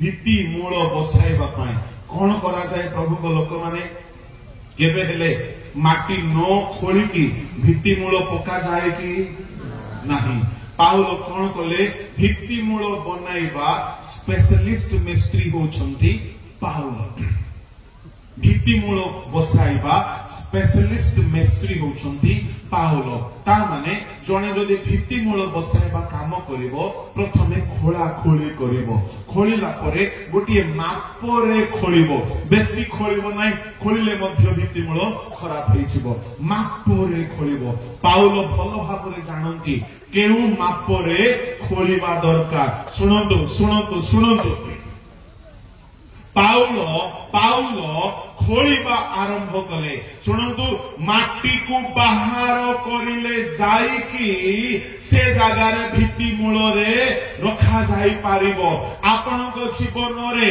अनेक पाप थिला जेतेबेले कोनोसी ना कोनोसी प्रभु को दास आसिकी सुसमाचार देले प्रचार कले आपनको जीवन रो आपण पाप को बाहर करि दिया गला सुसमाचार सुनिबा द्वारा वाक्य सुनिबा द्वारा प्रचार सुनिबा द्वारा आपनको जीवन रे जेते पाप थिला खोली की बाहर कला परी सुसमाचार सुनिला परे आपण माने मन परिवर्तन कले बाहर ही गला सब अदरकारी जिंस जे हृदय रे माटी परी अनेक पाप थिला से पाप छाड़ी देले मद छाड़ी देले व्यभिचार छाड़ी देले असुचिता छाड़ी देले आ हृदय रे एबे से पाप जागा रे किए आसिकी रही गले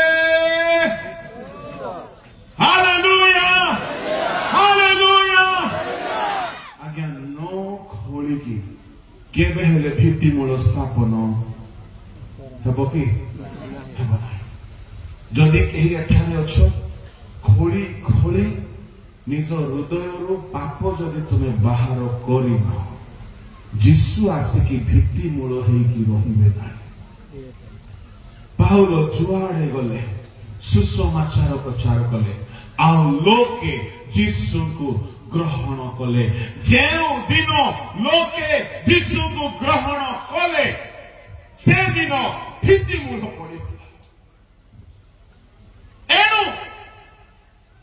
पाउल कहिले मु भित्तिमूल बने बने की चलिले सुनो ए गारे मु जा इतिहास शुणी जड़े प्रभु को दास आसिले सेरंग राइट तो सेरंग आसिले तो गाब्रिएल लिमा बोली मु शुणी से आसिले ए गाँ पूरा अंधकार रे पूर्ण थिला किंतु से प्रभु को दास फाउंडेशन पकेवा लोक से खोला खोली कले लोक मान जीवन रो चाहा दरकारी विषय थिला सबु बाहर कराला जीसु ख्रीस्ट से मान को जीवन रे फाउंडेशन के क्या से हालेलुया हालेलुया फाउंडेशन पड़िला फाउंडेशन काम भित्तिमूल काम जने प्रभु को दास करिकि पड़े किंतु भित्तिमूल हेउ घर काम सरी नाही पाउल कहिले मु भित्तिमूल स्थापन करियोछि आउ से भित्तिमूल ख्रीस्ट ता माने भित्तिमूल स्थापन करिबार सेवा हेउछि विजाति मानक भितरे यीशु को नहीं की जणाइबा प्रचार करिबा से माने यीशु को हृदय रे गोटिए फाउंडेशन भाबरे ग्रहण करिबार अछि फाउंडेशन काई आबा घर रो ऊपर कांत भांगी हेबो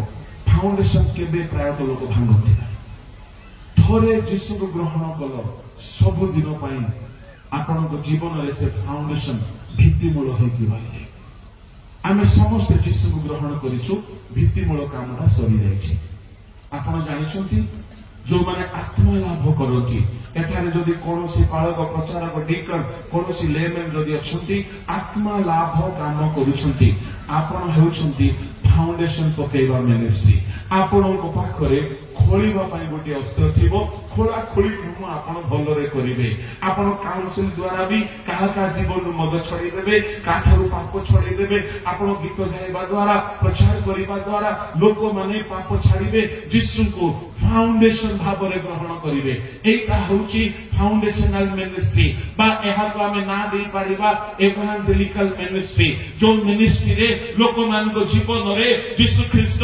फाउंडेशन पड़ी जांती फाउंडेशन भाबरे आसी जांती किंतु फाउंडेशन पकाइला परे पाउल कहिले बाकी काम मोर नाही मु खाली भित्तिमूल स्थापन करियछि पाउल कोन कहउछंती तार 10 पद टिके पढंतु मते तक ईश्वर को अनुग्रह अनुसारे मु जने बुद्धिमान गृह निर्माणकारी तुल्य भित्तिमूल स्थापन करियछि अन्य जने ताहा ऊपर निर्माण करूअछि अन्य जने मु फाउंडेशन पकाई देली मोर काम सरिला एबे अलगा मिस्त्री माने आसीबे ऊपर काम करिवे सुनंतु मिनिस्ट्री को दुई भाग रे बंटा जाउछि गोटे होछि आत्मा लाभ बा फाउंडेशन मिनिस्ट्री आ गोटे कोन ए लाभ होइथिबा आत्मा को धीरे धीरे धीरे धीरे यीशु को परि पवित्र करबा फाउंडेशन पड़ी गले घर काम सरी नाही सुनंतु एठारे फाउंडेशन मु पकाई नाही एठारे फाउंडेशन आमे किए पकाई नाहु एठारे जने प्रभु को दास आसीकी फाउंडेशन पकैले आमे एठारे मिले मिसिकी कोन करूछु से फाउंडेशन ऊपर जने इटा रखुची जने सीमेंट रखुची जने गुंडो मारुची जने थापी तलुची जने सीमेंट मारुची जने चूनो मारुची आमे जने फाउंडेशन पकई देइथिबा भित्तिमूल ऊपर आमे गृह निर्माण करूछु लोक मानकु सजाडुछु एन करी सुनंदु प्रभु को लोक माने मिनिस्ट्री को मुख्यतः दुई भाग रे बंटा जाइछि एठारे रे कोन आत्मा लाभर सेवा द्वितीय रे आत्मा को सिद्ध करिवार सेवा foundational ministry and perfection ministry मु आपन को कहिबा पई चाहे जदि जणे आसी की ए गारे आत्मा लाभ करि न थांते ए अंचल रे काम हेई न थांता आज एते बड़ समावेश हेई न थांता पाउल कहिले मु भित्ति मूल स्थापन करिछि अन्य माने से भित्ति मूल ऊपरे कोन करूछ सावधान प्रत्येक मिनिस्ट्री को अग्नि रे परीक्षा करा जीवो भित्ति मूल ख्रीष्ट भित्ति मूल ख्रीष्ट किंतु फाउंडेशन ऊपर किए को प्रकार घर तैयारी करछे सुनंतु एबे मोर असल प्रचार आरंभ हैला हालेलुया मु काली ही टाइम देखि के भाबिली एमाने गुटे भूल लोक को 3 घंटा धरे दैछथि प्रेज लॉर्ड कार्यसूची रे 10टा रो गुटे जाई दैछथि प्रेज लॉर्ड जाको बहुत दिन परे गोटे महासभारे एते रंगणा लोक मान को देखि जो माने कि वाक्य रंगणा जो माने कि अध घंटा सुनी खुशी देवा को चाहते आ मु मध्य सेमती ही लोक एने केते जगह रे हमको मपा मपी कंटा कंटी करिकि एते कम देउ दो हमर फॉर्मेट टिके चेंज ही जाई छी हालेलुया प्रेज द लॉर्ड बोलो यीशु प्रभु की सुनंतु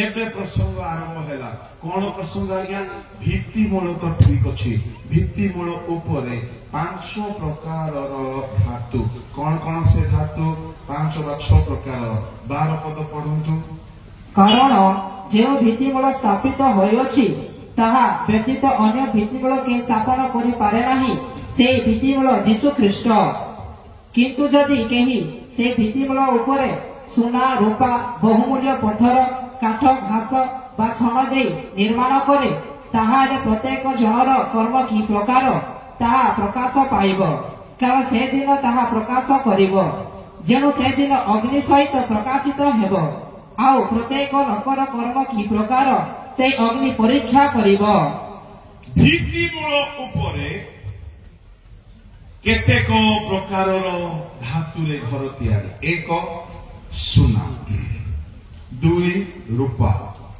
3 बहुमूल्य पत्थर 4 काठ 5 घास 6 आपणकर घर केउठे तैयारी ए 6 प्रकारर धातु को आमे 2 भाग रे देखि पारिबा कोन कोन 2 भाग गोटिए हैला निया रे पड़िबो नाही आउ गोटिए हैला निया रे पड़िजिबो कोन कोन निया रे पड़िबो नाही आपण माने कहू सुना पड़िबो की रूपा बहुमूल्य पत्थर ए 3टी धातु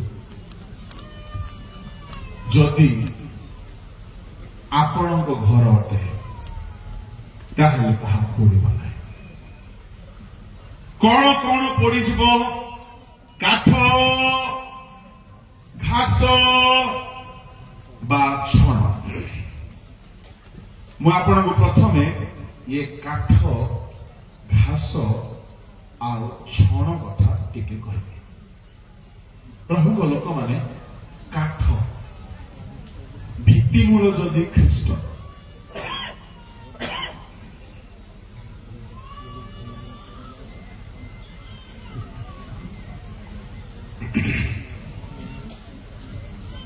भित्ति मूल जदि ख्रीष्ट ताहले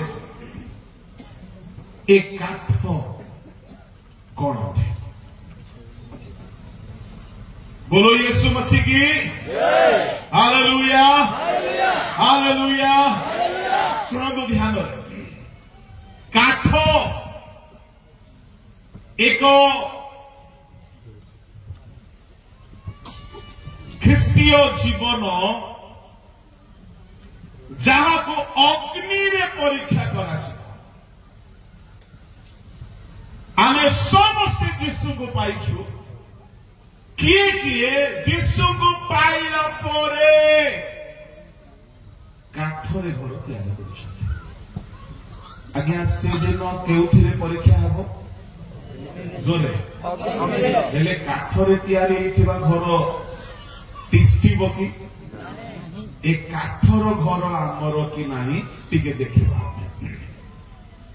काठ काठ कौन अटे प्रभु लोक माने काठ आउ गछ मध्यरे पार्थक्य कौन अटे गछ जीवित अटे आउ काठ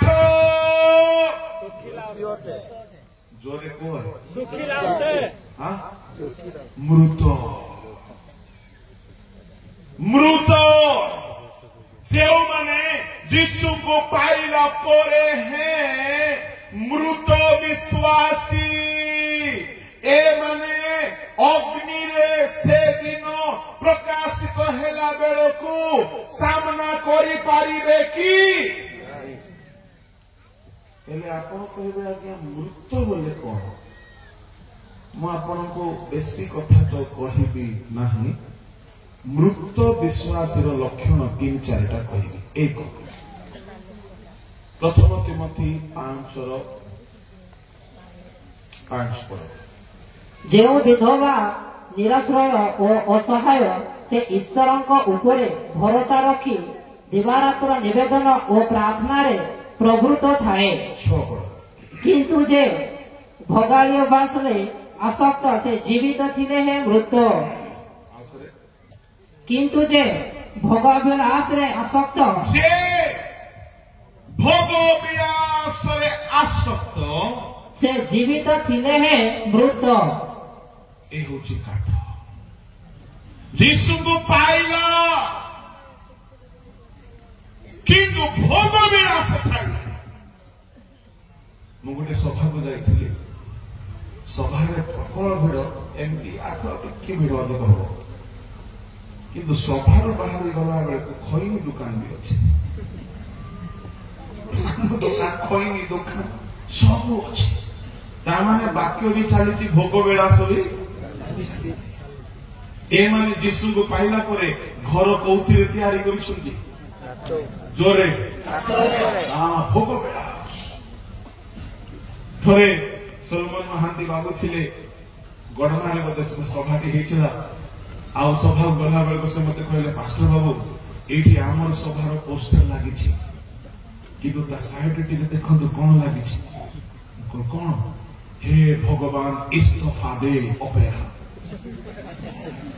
ता माने लोक ए सभा भी अटेंड करंतु सेठा भी अटेंड करंतु आम लोक माने बेले बेले सभा करंती मो देखिली 10 वर्ष पर सभा को आसी देखुची बहुत किसी बदली जाइछि आम लोक माने बहुत अपडेटेड ही दैछंती एडवांस ही दैछंती सिस्टम सब चेंज हेछि खाली डालो और पालो चेंज हे नै बाकी सब चेंज हे जाइछि स्टेज भी नुआ हे जाइछि फूल गछ आसी जाइछि आ बढ़िया डेकोरेशन हेछि सब बढ़िया हेछि साउंड सिस्टम तो सुपर डुपर हेछि सब भलो हेछि प्रभु को लोक माने ए सब भलो हेउ जदि भोग विलास जदि छाड़ीमा ताहले भित्तिमूल उपरे आमे काठर गछ घर तैयारी करिछु आ से दिन कौथिरे तैयारी हबो से दिन कौथिरे परीक्षा हबो भोग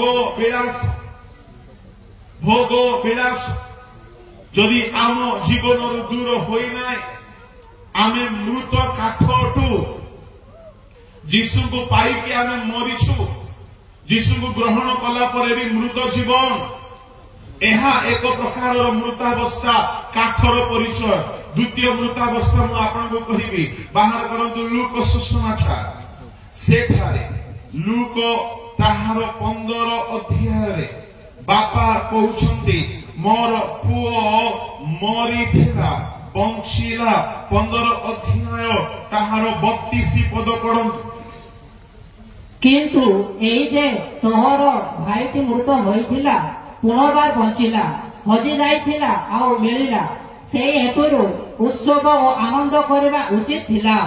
मृत जीवन कौन थे अपव्ययी पुत्र शुणु प्रिय ईश्वर लोक मैंने बापा घर दूर को चली दिबा जो माने नोट करंतु मृत जीवन हेउछि भोग विलास रे आसक्त जीवन मृत जीवन हेउछि बापा गृह दूर को चली दिबा। आज अनेक चर्च रु दूर रे अछंती प्रार्थना रु दूर रे अछंती बाइबल स्टडी रु दूर रे अछंती प्रभु को सानिध्य रु दूर रे अछंती। आज महासभा हेउछि बोली हुए तो सभा टिके बुलिबा पई आसी जाइथिबे किंतु व्यक्तिगत भावरे से माने प्रभु को ठारू दूर रे जदि आपण दिने प्रभु को पाइथिले फाउंडेशन तैयारी हेथिला किंतु आज जदि आपण प्रभु को ठारू दूर रे बापा कौन बोली कहउछथि मोर पुओ मृत ए दूर को जाइकि थिबा पुओ फेरी आसिले पुओ जीवित हबो। जदि आज आपण प्रार्थना ठारू दूर रे प्रभु को ठारू दूर रे प्रभु को लोक माने ताहा गोटे मृत जीवन ए मृत जीवन तृतीय लक्षण होची व्यभिचारी जीवन। पढ़तु 30 पद लूक 15 पद को पढ़तु सेठारे लेखा अछि से पुओ को काहे कि मृत बोली कहला किंतु तुम्हारा एही जेउ पुओ बेश्या मानक सहित तुम्हारा सर्वस्व खाई उड़ाई देई अछि जेतेबेले से आसिला सेतेबेले तुम्हे ताहा पाई मोटा बातुरी मारिलो से बेश्या मानक सहित उड़ाई देइथिला ता माने ए पुओ अभिलाष रे भोग विलास रे व्यभिचार रे नष्ट होइथिबा पुओ किंतु ए पुओ कियाते समस्ते कहतु पुओ केमती पुओ व्यभिचार बापा को घर दूर को जाइथिबा पुओ। आज एठार अनेक अछंती बाइबल धरिके आसिना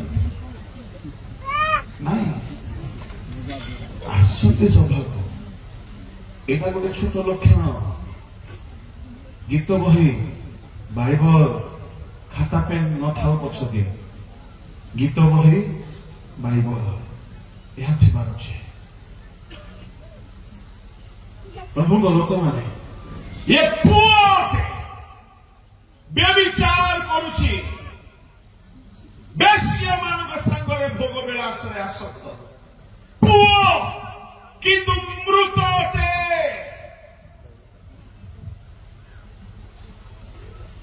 गछ जीवित काठ मृत अटे। यदि आपण परित्राण पाइला परे मध्य यदि ए पुओ परे पापरे अछुंती आपण काठरे घर तैयारी करिछि।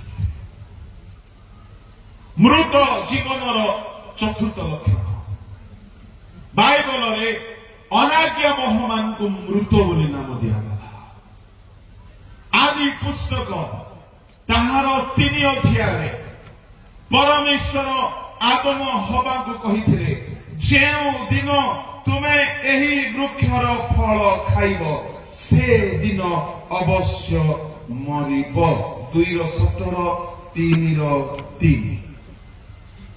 आओ से आदम को कहिले जेउ वृक्षर फल खाइब खाइबा विषय रे आम्हे तुमको आज्ञा देई कहिथिलु ताहा खाइब नानी केवल उद्यानर मध्यस्थित वृक्षर फल विषय रे परमेश्वर कहि अछंती तुम्भे माने ता खाइब नाही ओ छोइब नाही ताहा कले मरिब खाइब मरिब। एठारे आदम हवा अनाज्ञा हुए सेमानकर आत्मिक अवस्था मृत प्राय है स्पिरिचुअली डेथ काठ अच्छी जीवन नहीं मंडली भितर एमती लोक बहुत देखुथिबा दिने परित्राण पाइथिले ଏବେ ମଣ୍ଡଳୀ ଭିତରେ ଅଛନ୍ତି କିନ୍ତୁ ଜୀବନ ନାହିଁ। କଣ ଅବସ୍ଥାରେ ଅଛନ୍ତି? ମୃତ। ଦୁନିଆ ଧନ୍ଦା କରୁଥିବେ, ମଦ କରୁଥିବେ, ଦୁନିଆ ପ୍ରକାର ନିଶା ସେବନ ଚାଲିଥିବ, ଦୁନିଆ ପ୍ରକାର ଅଭିଳାଷ ପୂର୍ଣ୍ଣ ଚାଲିଥିବ, ଆଉ ପ୍ରଭୁଙ୍କ ନାଁରେ ବଞ୍ଚିଥିବେ, ନାମ ବି ଖ୍ରୀଷ୍ଟିଆନ ନାଁ ହେଇଥିବ। ପୁଅ ଆଜ୍ଞା ପାଳନ ନ କରିବା ପୁଅ, ଅନାଜ୍ଞାବହ ପୁଅ, ଚର୍ଚ୍ଚ ନ ଆସିବା ପୁଅ, ରବିବାର ଗିର୍ଜାରେ ନ ବସିବା ପୁଅ, ବାପାଙ୍କ କଥା ନ ମାନିବା ପୁଅ, ଇଏ ବାହାରେ ବାପାଙ୍କ ଠାରୁ ଦୂରରେ ରହିବା ପୁଅ। ଯଦି ଆଜି ଏଠାରେ କେହି ଅଛ ଗିର୍ଜା ଉପାସନାରୁ ବହୁତ ଦୂରରେ ରହୁଛ, ଆପଣ କାଠ ଅଟନ୍ତି, ମୃତ। ଯଦି କେହି ଅଛ ଦିନ ରାତି ଖାଲି ମୋବାଇଲରେ ଭୋଗ ବିଳାସ ଚକ୍ଷୁ ଅଭିଳାଷରେ ଆସକ୍ତ, ଆପଣ ଖ୍ରୀଷ୍ଟିଆନ ପୁଅ ଅଟନ୍ତି କିନ୍ତୁ ମୃତ କାଠ ଅଟନ୍ତି। ଏପଟ ଅଞ୍ଚଳରେ ମଦ କେହି ପିଉନଥିବେ ବୋଲି ମୁଁ ଭାବୁଛି।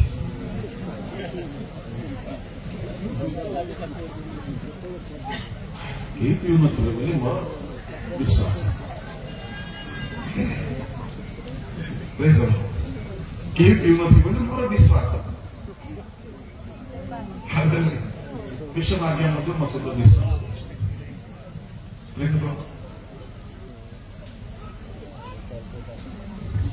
ଦୁଃଖର କଥା, ଗୋଟେ ବିଶ୍ୱାସୀ କହିଲା, ଆଜ୍ଞା ମୁଁ କାହିଁକି ଚର୍ଚ୍ଚ ଯାଉନି ଜାଣିଛନ୍ତି?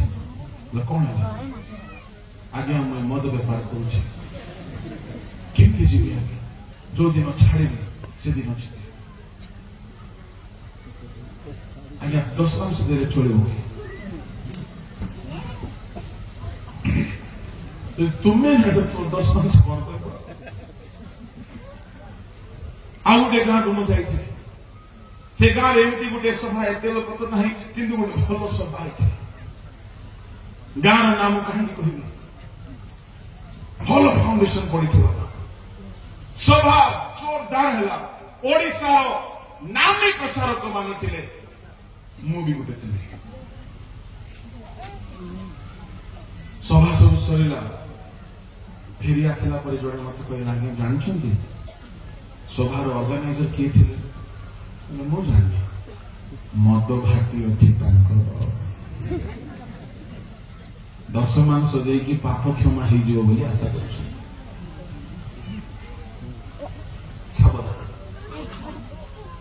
ଏପଟେ ସେମିତି କାରବାର ହେଉନଥିବ ବୋଲି ମୋର ବିଶ୍ୱାସ।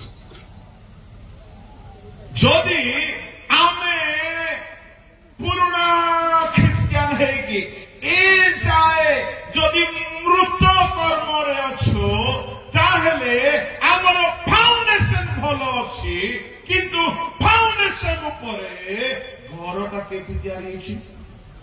କାଠରେ। ସେଦିନ ପାଣିର ସହିତ ପରୀକ୍ଷା ହେବ ନାହିଁ, ସେଦିନ ପ୍ରତି ଘରକୁ ଅଗ୍ନି ପରୀକ୍ଷା କରିବ। ଅଗ୍ନି। ସେଦିନ ପ୍ରଭୁ କାହାକୁ ଦୟା କରିବେ ନାହିଁ, କାହାରିକୁ ଦୟା କରିବେ ନାହିଁ। ଆଜି ପ୍ରଭୁ ଦୟାଳୁ ଅଟନ୍ତି, ଆଜି ପ୍ରଭୁ କ୍ଷମାଶୀଳ ଅଟନ୍ତି, ଆଜି ପ୍ରଭୁ ଅନୁଗ୍ରହକାରୀ ଅଟନ୍ତି। ଆଜି ପ୍ରଭୁ ଏପ୍ରିଲ 4 ଅଧ୍ୟାୟର 14, 15, 16 ଅନୁସାରେ ଅନୁଗ୍ରହ ସିଂହାସନରେ ବସିଛନ୍ତି, ଆଜି ଦୟା କରୁଛନ୍ତି। ସେଦିନ ବିଚାରକର୍ତ୍ତା ହେଇକି ଯେତେବେଳେ ସେ ଆସିବେ, ସେଦିନ ଅଗ୍ନି ତାହାଙ୍କ ଆଗେ ଆଗେ ଚାଲିବ, ଅଗ୍ନି ଗ୍ରାସ କରି ଚାଲିବ। ସେଦିନ ସେ କାହାରିକୁ ଦୟା କରିବେ ନାହିଁ। ମୋର ଭାଇ ଭଉଣୀ ମାନେ, ଆପଣ ମାନଙ୍କ ଜୀବନ କାଠ ତୁଲ୍ୟ ନ ହେଉ।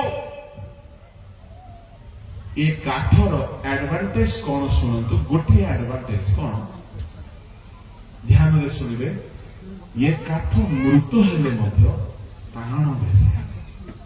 କଣ ବେଶୀ? मंडली मध्य ये पैसा वाला ही हेले मृत हेले आपको मंडली पक्का आबा माने टिके आपको सम्मान देवे कहीं क्या गिरजा घर फर्निचर था नहीं मृत गिरजा घरे आपण टंका दे पारिबे गिरजा घरे आपण हुए तो आवश्यक स्थले आपण कमिटी रे आसिकी बहुत किछि करि पारिबे किंतु मन रखंतु मु कहू नाही प्रभु को वाक्य कहे से दिन दया पाइबार दिन नाही प्रथम थर जीसु आसिले दया करिकी गले से आसु अछंती अग्निर सहित परीक्षा करिवे जदि आपण परित्राण पाइछंती आउ जदि जीवन मृत भावरे बिताउछंती प्रभु को लोक माने अग्नि सम्मुखरे आमे रही पाइबा नाही ध्वंस होई जिबा एनु आजि जदि ए मृत काठ जीवित हेबाकु चाहिबो अपव्ययी पुत्र फेरी आसिले बापा कहे मोर पुओ मरी एबे आओ मरी ना जदि कहीं एठारे बसिछ क्रिश्चियन हेले हे काठ परी अवस्था अच्छ मु आपनको कहबा पई चाहे आपण फेरी आसुछ मु आपनको तीन गोटी कथा कहि के आज सारुची प्रथम कथा हैला काठर घर द्वितीय हैला काठ परे कोन अटे काठ परे घास ए घास मध्य कोन जानि छंती माथ्यू 6 अध्याय बाहर करतु ये घासर अर्थ मु आपनको कहिबी घास परे क्षण कथा टिके कहिकी बिल्कुल समय भितरे मु सारिबी माथ्यू ताहार 6 अध्याय घासर अर्थ केउ माने घास अटंती आमे ताहाको देखि परिबा 6:30 किंतु खेतरे जेउ घास आदि अछि आउ खाली चुली रे पका जाए ताकू जेबे ईश्वर एक प्रकार बेस दियंती तेबे हे अल्प विश्वासी माने से तुम मानकु की अधिक निश्चित रूपे वस्त्र न देबे घास किए प्रभु को लोक माने घास विषय टिके सुनंतु घास कथा लेखा अछि 30 पदरे घास हेउछि आजी अछि कांडी समस्ते कहंतु आजी अछि कांडी एटा होछि घास एहा को जदि हमें नाम देबा अस्थायी ख्रीष्टीय उद्योगी जीवन आजी अछि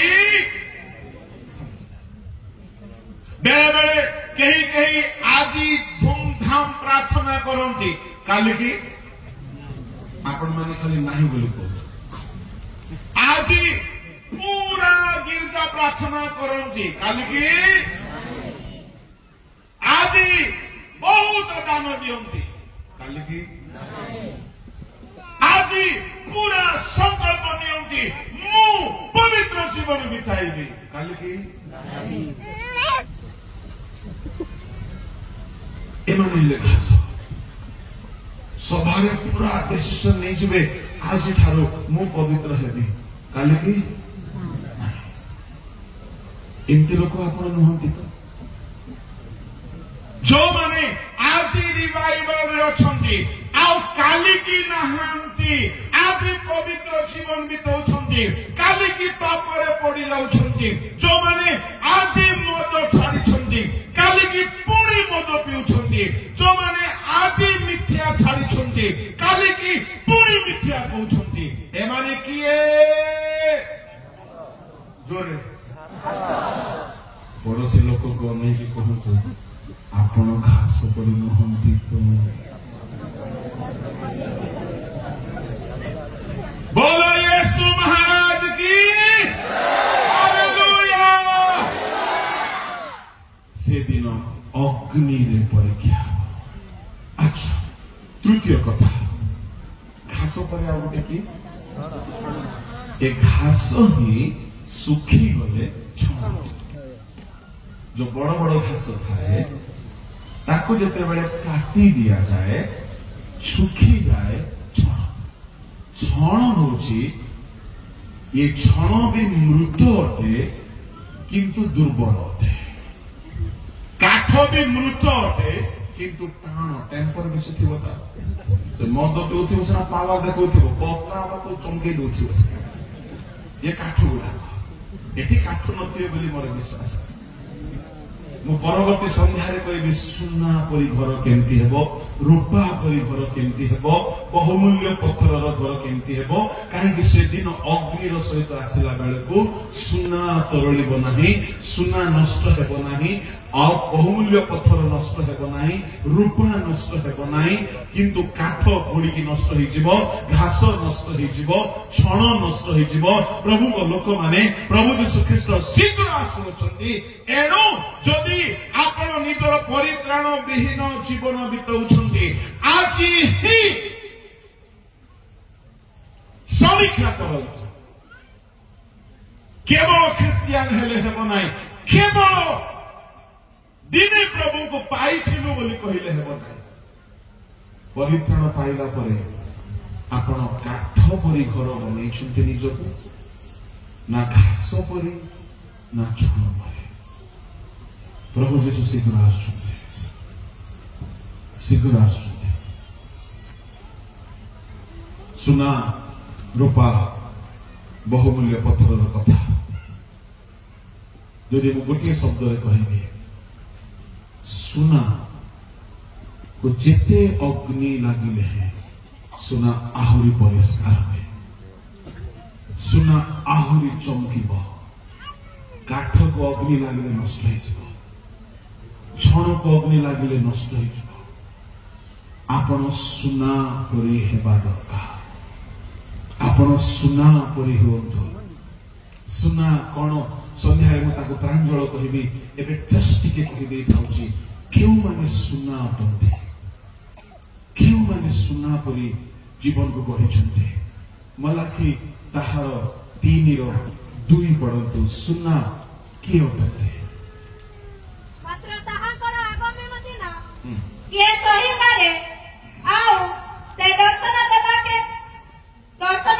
बेले किए ठिया हेबो, कारण से परिष्कार कारीर अग्नितुल्य व राजकर ख्याल स्वरूप।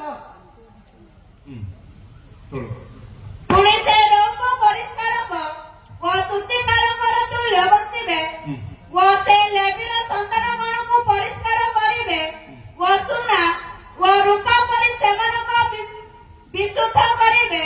सुना परि पवित्र करिबे। सुना अर्थात पवित्र जीवन।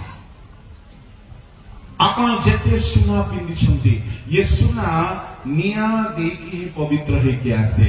यदि सुनारी नियारे यदि सुना को पकाइबो नाही, से सुना केबे हेले व्यवहार बा सौंदर्य वर्धक गोटे अलंकार हेई पारिबो नाही। सुना आगरु ही अग्नि को सहिछि, एणु सुना परि पवित्र प्रभु करती। ता माने परमेश्वर को लोक माने परित्राण पाइला परे, यीशु को ग्रहण कला परे, भित्तिमूल स्थापन हैला परे आपण सुनार घर तैयारी करंतु। सुना अर्थात पवित्रता। आपणकर कथा भाषा आपण माने खाली कहले पवित्र हो, ओके मु जहा भी कहिबे। आपणकर चाली चलन, आपणकर चाहाणी, आपणकर मोबाइल, एटा कहला को होचुती कोन, आपणकर टेलीविजन, आपणकर संग साथी, आपणकर फ्रेंडशिप, आपणकर पोशाक, आपणकर कथाबार्ता अच्छी तो जदि नहीं सुनार घर बोले भाविकी काठ घर ध्यान कर दी खुशी हो। आ से दिन अग्नि रे परीक्षा। अवशेष कथा मु अपराह्न अधिवेशन कहबी, जदि आज कहीं वाक्य शुणिकी निजको ଅନୁଭବ କରୁଛନ୍ତି ମୋ ଜୀବନ କାଠରେ ତିଆରି ଘର ପରି। ଆଜି এই সভা স্থানରୁ ଯିବା ପୂର୍ବରୁ କ୍ଷମା ମାଗନ୍ତୁ। ଯଦି ଅପବ୍ୟୟକାରୀ ପୁତ୍ର ମୃତ ଥିଲା ଜୀବିତ ହେଲା, ଆପଣ ମଧ୍ୟ ଜୀବିତ ହେଇପାରିବେ। ପ୍ରଭୁ ପ୍ରତ୍ୟେକଙ୍କୁ ବଦଳାଇ ପାରନ୍ତି।